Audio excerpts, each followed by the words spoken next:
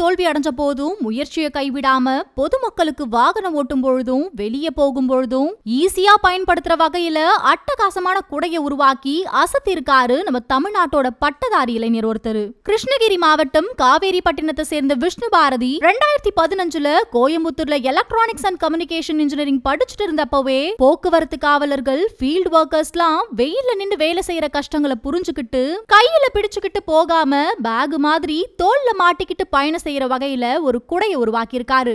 ஆரம்பத்துல தோல்விகளை சந்திச்சாலும் 70 புரோட்டோடைப்ஸ் கிட்ட ஃபெயிலியர் ஆனாலும் தன்னோட கடின உழைப்பாலையும் தன்னோட அப்பாவுடைய சப்போர்ட்டாலையும் இப்போ 5 வயசு குழந்தைகள்ல இருந்து பெரியவங்க வரைக்கும் யார் வேணும்னாலும் பயன்படுத்துற மாதிரி 2 சைஸ்ல இந்த குடைய வெற்றிகரமா டிசைன் பண்ணி உருவாக்கி இருக்காரு.